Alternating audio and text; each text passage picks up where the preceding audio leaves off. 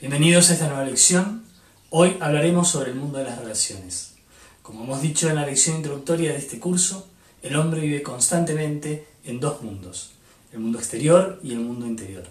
Y de acuerdo con la correcta o incorrecta manera de relacionarnos con estos dos mundos, será el resultado de nuestra vida. Los conflictos, los problemas, el dolor, el sufrimiento, es el resultado de no sabernos relacionar adecuadamente con estos dos mundos. Por eso, hoy estudiaremos dónde están las claves del mundo de las relaciones. Acompáñanos. En el mundo exterior, cada uno de nosotros nos relacionamos con dos grandes aspectos. El primero de ellos es nuestro cuerpo físico o nuestro cuerpo planetario. Es la base, el fundamento que cada uno de nosotros tiene para esta vida y debemos aprender a relacionarnos correctamente con él. ¿Cuáles son los motivos por los cuales nos relacionamos mal con nuestro cuerpo físico? Bueno, podríamos decir que no dándole el descanso que necesita, alimentándonos mal, no dándole el aseo adecuado, no dándole la oxigenación que requiere, si llevamos una vida sedentaria y no hacemos actividad física o ejercicio, o por el contrario, si nos excedemos en el ejercicio o en la actividad física, o si usamos drogas, fármacos, tabaco, o bebemos en exceso, etc. Todo esto nos lleva a una incorrecta relación con nuestro cuerpo y por ende el resultado de esto son enfermedades, lesiones y todo tipo de daños a nuestro cuerpo y a sus órganos. Con un cuerpo enfermo, dañado, el trabajo interno se hace muy difícil o prácticamente imposible. Por esto debemos cuidarlo y aprender a relacionarnos correctamente con él.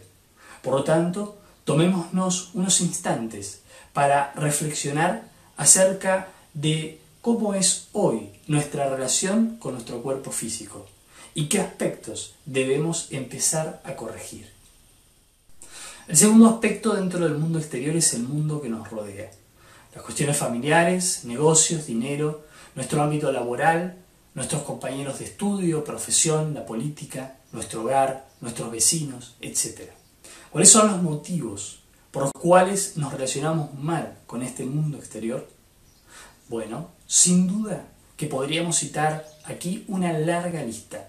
Por ejemplo, la pelea, el conflicto, los celos, la envidia, no sabiendo escuchar a los demás, no poniéndonos en su lugar, el egoísmo, la competencia, la traición, la desconsideración, la infidelidad, la ingratitud, el abuso de cualquier tipo, la intolerancia, la violencia física o psicológica, el maltrato, la falta de caridad, el pensar primero en nosotros, la codicia, el querer que los demás sean como nosotros consideramos que deben ser, no aceptando al otro tal cual es, la crítica, el chisme y bueno, podríamos seguir con un largo etcétera.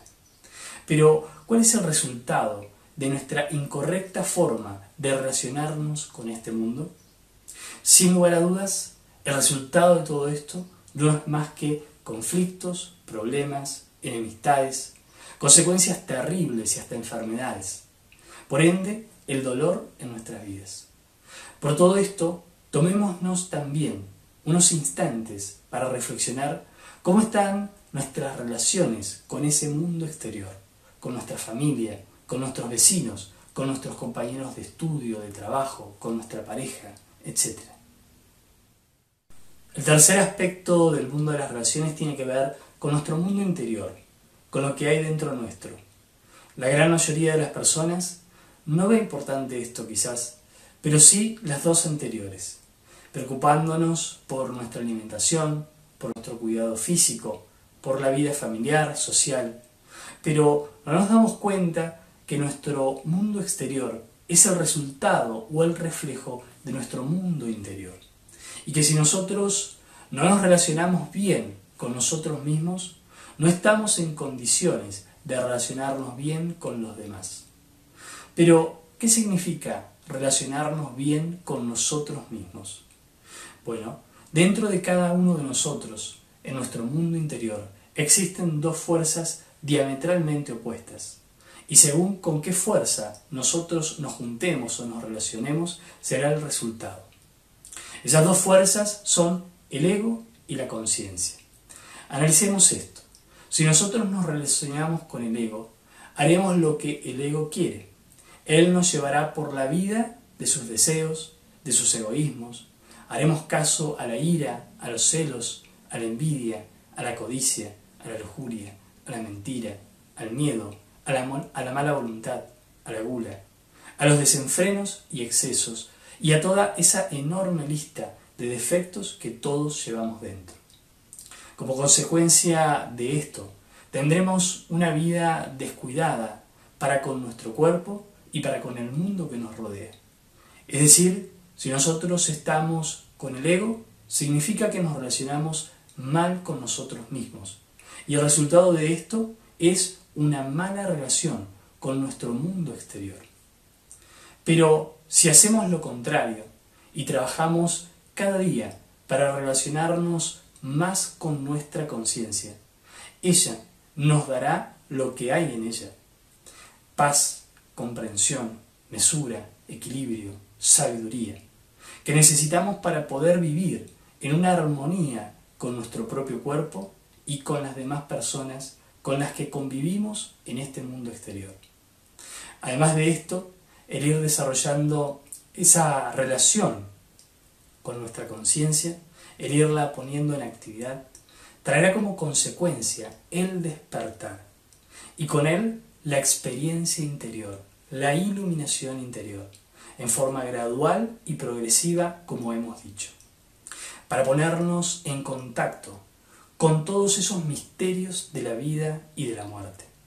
Por eso necesitamos relacionarnos correctamente con nuestra conciencia, buscando estar en recuerdo de sí, practicando la autoobservación, la clave de sol, la vocalización, en síntesis, practicar integrados con nuestra conciencia. Para poder comenzar un cambio en nuestra vida, necesitamos trabajar con dos de nuestros centros psicofisiológicos, el centro intelectual y el centro emocional, cambiando nuestra forma de pensar y de sentir. Y esto nos conducirá de forma natural a un cambio en nuestra forma de actuar, lo cual se corresponde con el resto de los centros inferiores, motor, instintivo y sexual. Necesitamos, entonces, cambiar nuestra forma de pensar y nuestra forma de sentir. Para cambiar nuestra forma de pensar, debemos dejar de vernos como una unidad psicológica. Debemos ir percibiendo, mediante la autoobservación, cómo los diferentes yoes se manifiestan en nuestro interior, induciéndonos a tomar parte de sus ideas.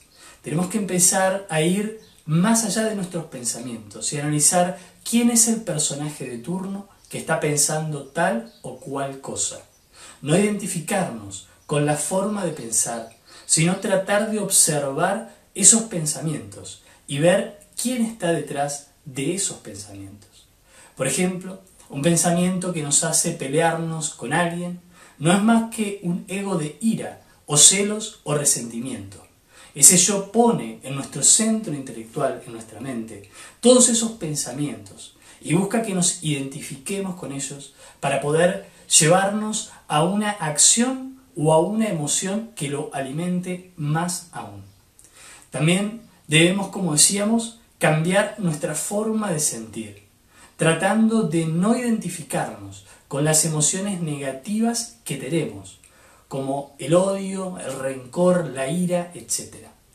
Cada una de esas emociones no son más que expresiones de distintos yoes que buscan alimentarse y seguir existiendo en nuestro mundo interior, arrastrándonos a sus propios infiernos. En este punto se hace necesario no identificarse con ellos, poder hacernos conscientes de eso que estamos sintiendo y sacrificar ese dolor que sentimos, ejerciendo la voluntad que tengamos para renunciar a ese dolor. Aunque nos parezca extraño, todos tenemos la capacidad de sacrificar el dolor que sentimos, y eso es algo maravilloso. Nadie está obligado a estar preso en la cárcel de dolor.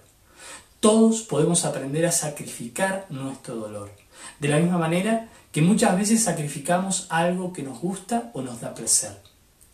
Es también necesario Acompañar este trabajo con una fuerza de voluntad en nuestra conducta para dejar de cometer los mismos errores de siempre. Esto, acompañado con un cambio en nuestra forma de pensar y de sentir, nos va conduciendo por un camino de transformación interior. Todo individuo que produce un cambio en sí mismo, produce un cambio, por ende, en su entorno familiar. El ejemplo de cambio educa e inspira, para que otros también sigan ese ejemplo. No por lo que se quiere imponer, sino simplemente por lo que se ve, por lo que se muestra, por lo que se enseña con el ejemplo de forma natural. En primera instancia, ese cambio se proyecta a la familia del individuo y posteriormente, por extensión, a una sociedad. La mejor manera de cambiar nuestra sociedad es inspirar el cambio individual.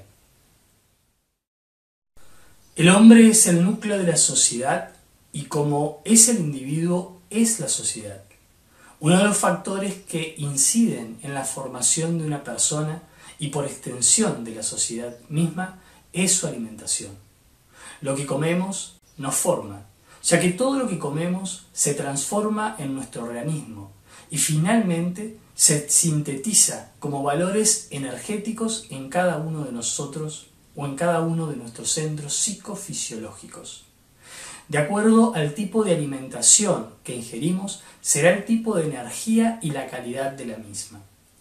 Esto influye directamente en nuestros estados de ánimo, en nuestra vitalidad y en nuestros estados psicológicos inclusive.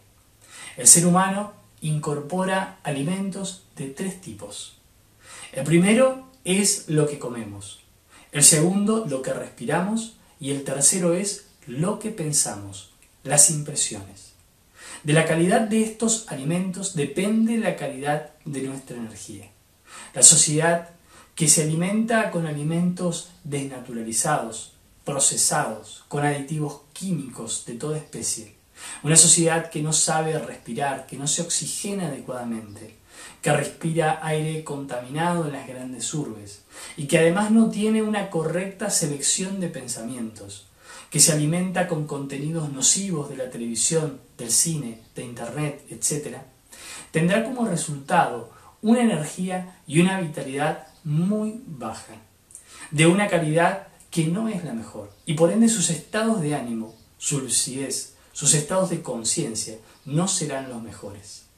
Distinto a una sociedad que incorpora alimentos naturales, libres de pesticidas, menos procesados, que sabe oxigenarse, que sabe seleccionar sus pensamientos, sus impresiones, que no consume contenidos que dañan su psiquis. Esta será una sociedad distinta, una sociedad que tiene una mente diferente, ánimos diferentes, lucidez, conciencia y por ende una calidad de vida completamente distinta y superior. Quien quiera ir despertando y avanzando en este trabajo interior debe conocer que existen 3 factores que son los que nos permiten que nuestra conciencia se revolucione y se libere del yugo del ego. Estos 3 factores son muerte, nacimiento y sacrificio por la humanidad. El factor muerte se refiere al trabajo de descubrimiento, comprensión y eliminación de nuestros yoes psicológicos. El factor nacimiento se refiere a aquel nacimiento interior mediante la transmutación alquímica, utilizando ese funcionalismo superior de nuestro centro sexual para regenerarnos física e internamente mediante el sabio uso de nuestras energías.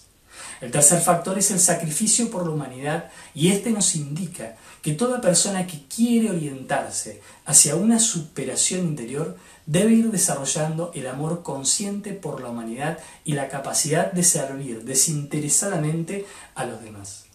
Toda persona que trabaje con estos 3 factores, que se supere a sí misma diariamente, venciendo sus propios defectos psicológicos, que tenga una fuerza y una energía superior, porque la aprovecha sabiamente y no la malgasta en reacciones egoicas. Una persona que sirve a la sociedad, que es útil a la sociedad, que ayuda a sus semejantes, es sin duda una persona distinta, diferente, y llevará sin duda una vida más armoniosa consigo mismo y con sus semejantes, equilibrando su mundo de relaciones y mejorando su calidad de vida y la de los demás también.